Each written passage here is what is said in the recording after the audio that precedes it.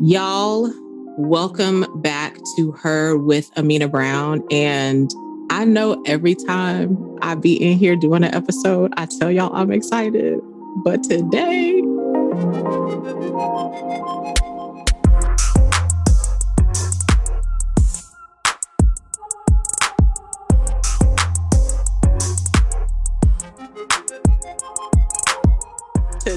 like really, really excited. So we want to welcome to the Her Living Room, New York Times best-selling author, USA Today best-selling author, Wall Street Journal best-selling author, Talia Hibbert.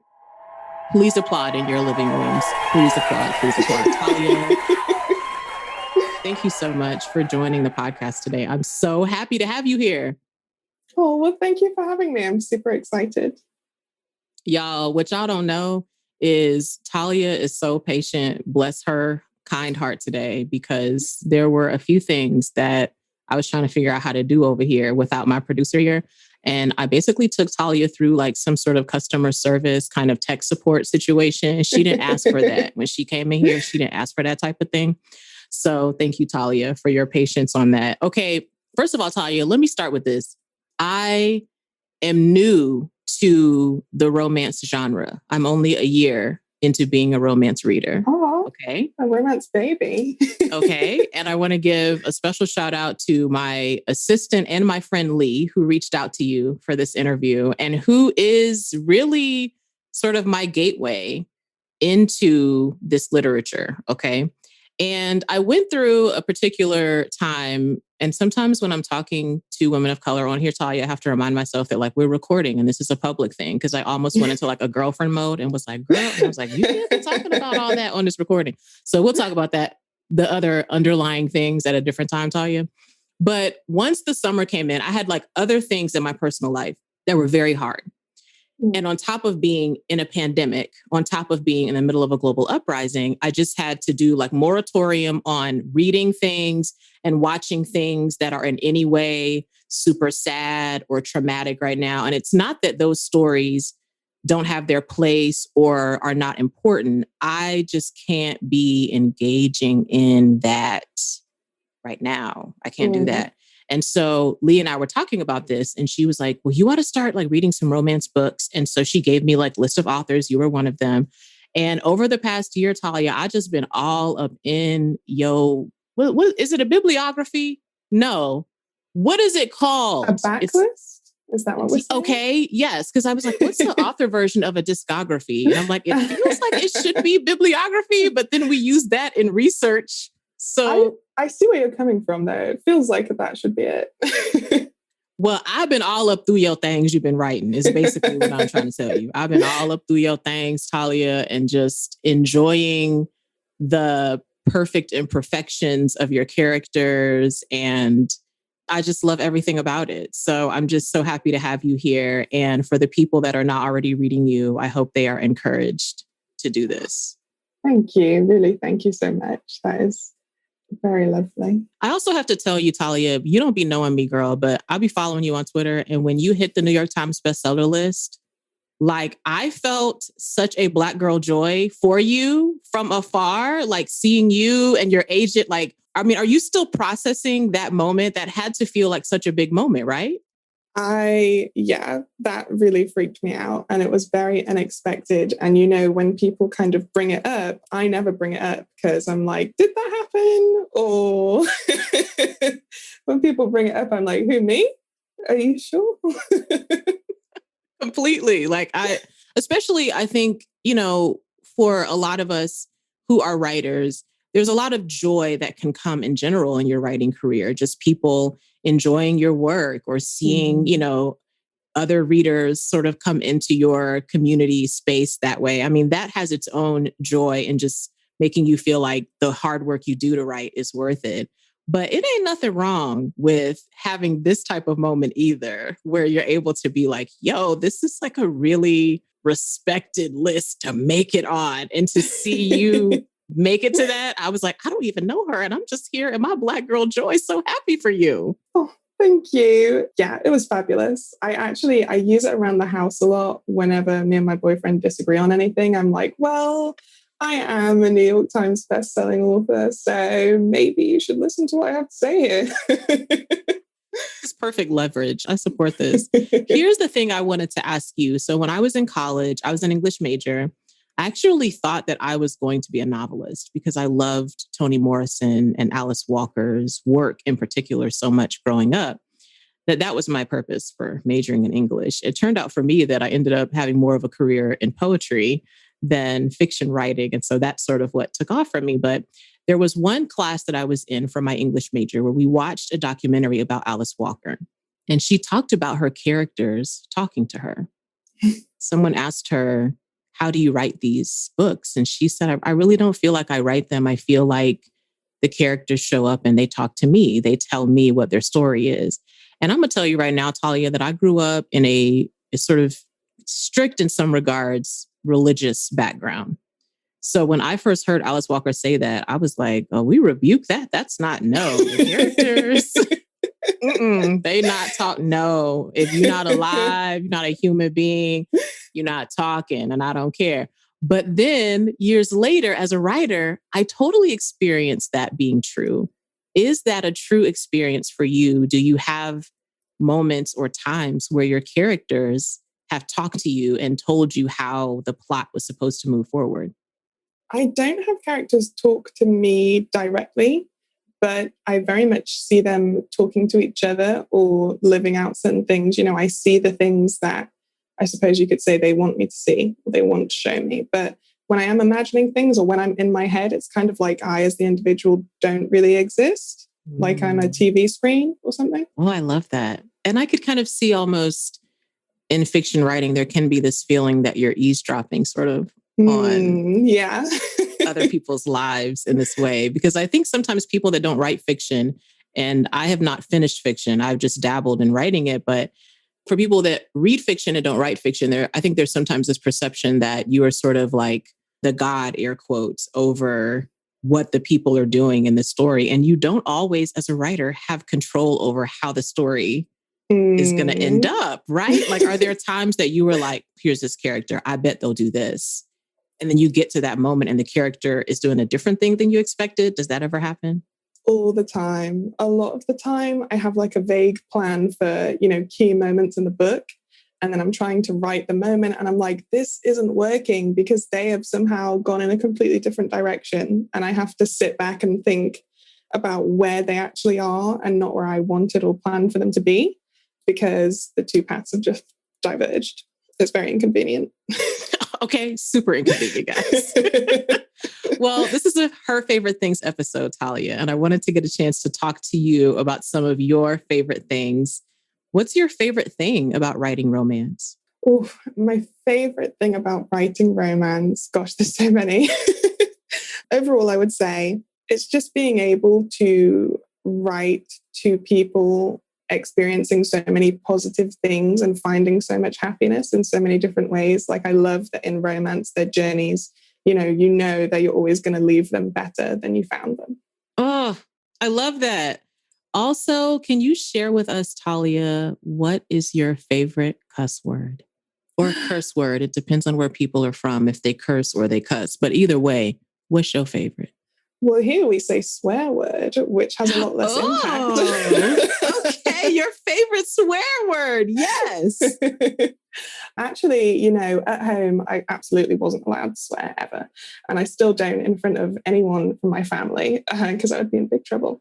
But privately, my favorite would have to be bastard because I think it sounds really nice. Yes, that's a good one. That's a good one. It's like when I see people in movies like string it together. Sometimes they string it together with other swear words. And I'm just like, oh, yes. Yes, we love to see that. And the end of it was bastard. Yes. That's so great. See, my mama listens to this podcast. So I'm just going to whisper and be like, Mom, just fast forward the next 30 seconds. Okay. But my favorite cuss word right now is shit. It's snappy. It's a nice, like, exclamation if something happens. If you stub your toe, it's a great word. If you think someone is a liar, you can be like, you're full of shit.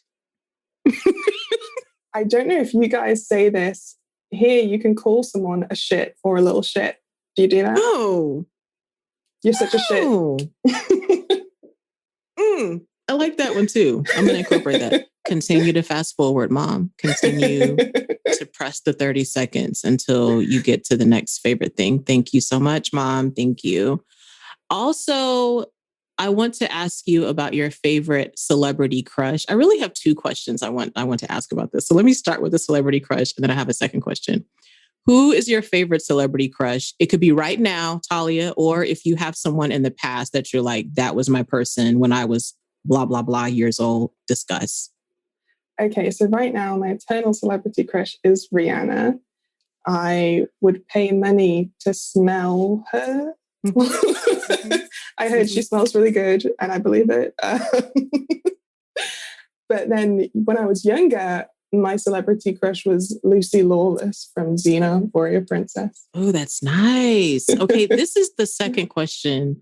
The answer could still be the same regarding celebrity crush, but my friends and I used to have conversations about whether or not we were in a relationship, what celebrities were on our you could get it list. Okay. And let me tell you what qualifies for me as a you can get it. This is how I imagine it, Talia, that like I happen to be in a very nice hotel at the bar, and so sits next to me, so celebrity, and they have their hotel key under their hand and they slide it my direction. Like, who are the people in the fantasy world of life? Who are the people that like sliding that key over, you would be like, I will take that key and meet you upstairs. Or it could be some people that you're like, I'm at least thinking about that. Even if I'm like, no, not me, but I'm going to think about it. Is the answer still the same, or are there other names you would put there? I feel like a lot of the people who I have crushes on, if I actually met them, because I'm very awkward, I would be so intimidated. They could slide the key all day long. I'd be like, what are you doing? What's happening? And then I'd just be like, I'd say something terribly awkward and they'd be like, actually, I'm taking back my key. I'd be like, oh, do you want to play chess? And they'd be like, I'm leaving now. They'd be like, playing chess is a different version of you could get it, but okay. All right.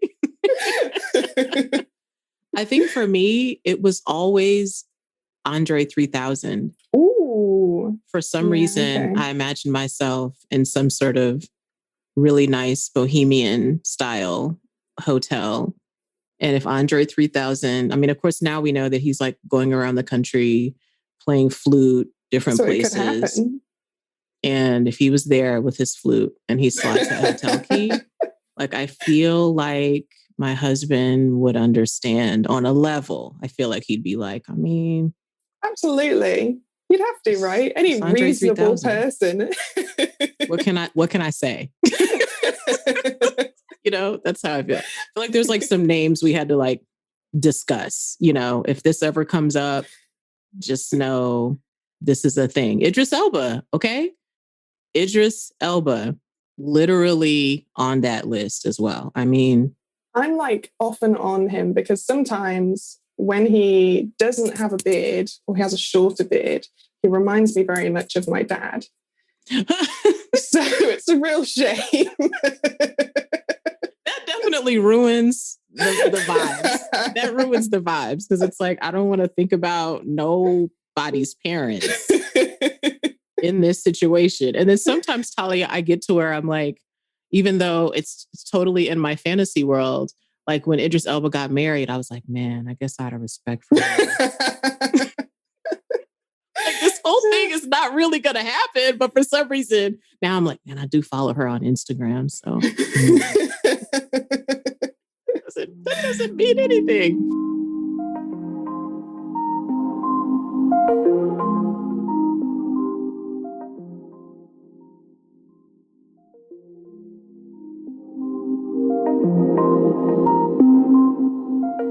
Okay, talk to me about what is a song, or if there are a few songs that you put on that really get you motivated. If a song could be like a cup of coffee, if you're having like that groggy sort of day, what are the songs you would put on to play? So one song that really kind of gets me going, because it like hypes up my mood, is Smooth by Santana, because it's the kind of song that whatever mood I'm in, it makes me dance around. And then when I'm done, I'm like, you know what? Yeah, this day is fine, actually. It's not that bad. So let me sit down and do some work. I love it. I love it. I feel like Santana's always good for a thing like that. It just gets you like in the good vibes. Yeah. That's a Immaculate good vibes. I've started a playlist privately and quietly, Talia. I am honing very good skills at making a playlist. Oh, This is like a little thing I work on the side of just trying to be a good curator of the playlist. So currently I'm working on a playlist called Get On Up, which is supposed to be my like, okay, let's play this music. The day started. I think I have some Curtis Mayfield on there. I do have a couple of Outkast songs. There's a couple of those songs that I'm like, okay, this makes me be like, here's my day. That Jill Scott Golden, when she comes in with the vocals, and I'm like, yes, I'm going to wear my freedom too around my chest. Yes. So I'm going to have to investigate this Santana song so I can add more things. Maybe. What is one thing that you need when you write? I'm always curious to ask about this, Talia, because sometimes I guess this changes for me. So far, Talia, both of the books I've written were nonfiction. And so I have never written a fiction book to know how the writing process might be different. But I know that I always am in need of like a dessert or a carb something, because that brings comfort to me as I face my insecurities. That's what writing's like for me. But what are some things that are like, these are your favorite things to have when you are in the writing process? So for me, I used to play The Sims a lot when I was younger, and I kind of feel like I'm a sim in that all my need bars have to be green for me to properly do anything. So I have to drink my water. I need to have had my breakfast. I go to the loo. I need to be in a warm room, not too warm. I need peace. It doesn't have to be completely quiet, but it does have to be peaceful. And then I'm ready and I can get it done. Oh, I love that. I've also gotten into like a candle sometimes. Something about the vibes of like lighting a candle sort of sets that mood with me of like, here I am, a writer. I tried to do the candle thing, and then I was banned from using candles in my office because through no fault of my own, the candle sort of like exploded. It was like one of those glass jar things, and it just like exploded is a very dramatic word, but it low-key did kind of explode. And everyone blamed me, and now I can't use candles without supervision. I mean, this is making me be very thoughtful now, because my husband literally has a candle, like one of those. It's a big glass in the big glass kind of jar set up. And he lit it recently. And we were all like, actually, my mom was over too. We were all kind of like here sort of as co-workers for the day.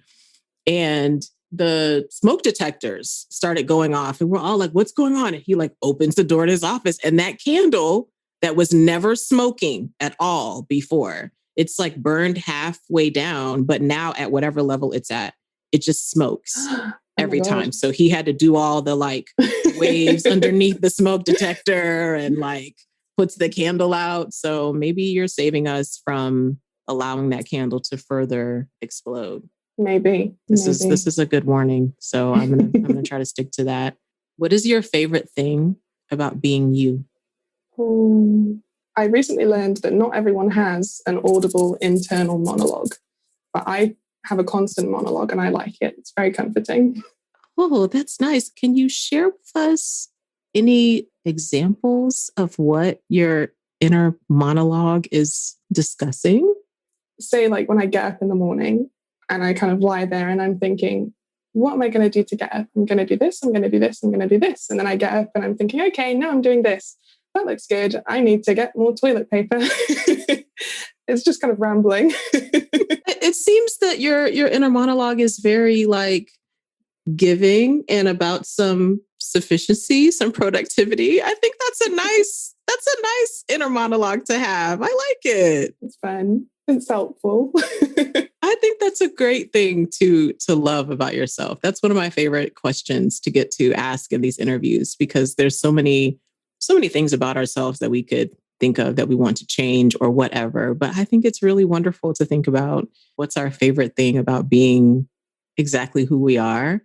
I have commented recently to a couple of friends, Talia, that I have like an inner customer service, Amena. And this is partly due to, before I was a performance poet and doing spoken word and all this, I worked a lot of customer service jobs. Some of it was on the phone, some of it was in person, but all of the tools that you learn doing customer service about how to like de-escalate a customer if they're, really angry when they get on the phone with you, like how not to say no to them. You don't say the literal word no, even if you actually are telling them no, you can't do this thing.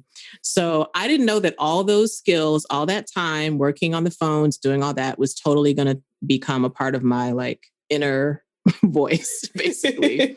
So I've been in some situations, Talia, especially in my work, where I've had to meet with people who, I'm interviewing people all the time that I might really be fans of theirs. And somehow it's like customer service Amena gets in there and she's so composed. Oh, that's so handles useful. herself so well. I think other Amena has fainted or something during those times. She's left the chat. Yeah, she's not available for the conversation.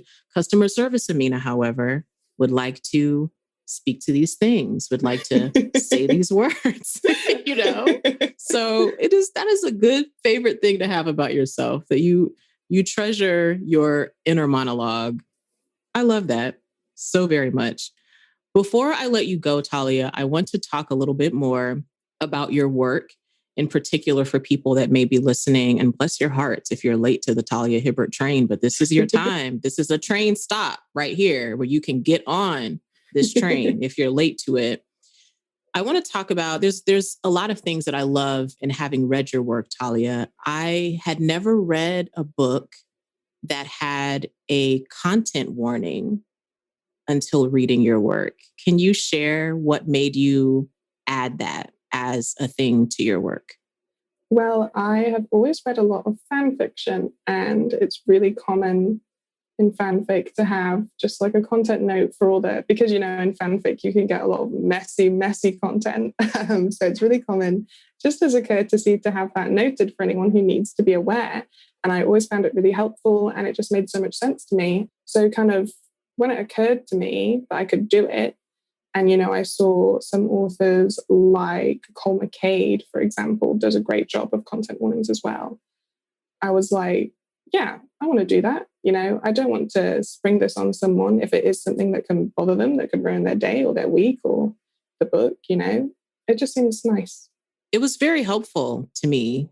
And I was like, why doesn't everyone do this? Like everyone, every genre, everything, because it is very challenging particularly I think if you're engaging in something because you want it to bring you some sense of joy or, some sense of a happy ending or, this happy experience. And there's this skirt in the middle of it for you that maybe the writer is not going to have any way of knowing that this thing they've mentioned about grief or about a particular kind of violence or, whatever the things are that come up, the writer's not going to have any way of knowing what would trigger anyone. But being able to have that warning as a reader is nice to be like, because there's some content warnings that I'm like, all right, I can handle that. Okay. Yeah, exactly. And then sometimes you're like, not me. Not today, maybe not ever. So sorry. Can't do that, So just giving readers the choice, I thought that was so powerful and empowering in your work. For people who may just be encountering your work for the first time, what do you hope that they walk away from these characters, these stories? What do you hope they walk away with? I hope they walk away with the knowledge that everyone deserves to be happy and everyone deserves to experience the kind of mushy, perfect love, whatever kind of love you want, that maybe people write off as impossible or cliche or shallow. It's not bad to want good things for yourself. I hope that's what readers walk away with. It's not bad to want good things for yourself. I think that's a perfect way to end our conversation, Talia. Thank you so much for joining me, for taking the tour of my house that we didn't have planned at the beginning of this. Tour. I thank you for doing that.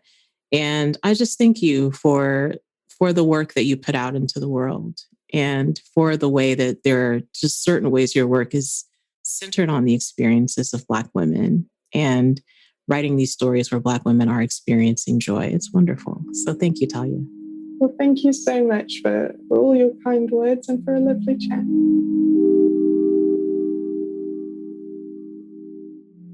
If you're looking for a refreshing, fun read, check out Talia Hibbert's latest book, the New York Times bestselling Act Your Age, Eve Brown, available at your favorite bookseller. For more info on Talia, check out her website, taliahibbert.com, and follow her on Instagram and Twitter at Talia Hibbert. For this week's edition of Give Her a Crown, I want to shout out Gabby Rivera. Gabby is a queer Puerto Rican writer and is the first Latina to write for Marvel Comics, penning the solo series America, about America Chavez, a portal-punching queer Latina powerhouse. She is also the author of the critically acclaimed novel Juliet Takes a Breath, the writer and creator of BB Free, a comic series with Boom Studios, and the host of podcast Joy Revolution. I first saw Gabby speak at Makers in 2020 in the before times, y'all. Before the pandemic, we were all there, super close to each other, breathing each other's air. It was very wild. Gabby shared how her experiences as a spoken word poet helped to pave the way for the career she has today. And I was riveted and also just so inspired, having had roots in the spoken word community myself. It was just amazing to see all of the things that Gabby is doing, not only in her creative work, but in her community. Gabby, thank you for uplifting the voices of queer folks, for being a badass, for pouring your community and your culture into your characters. Gabby Rivera, give her a crown.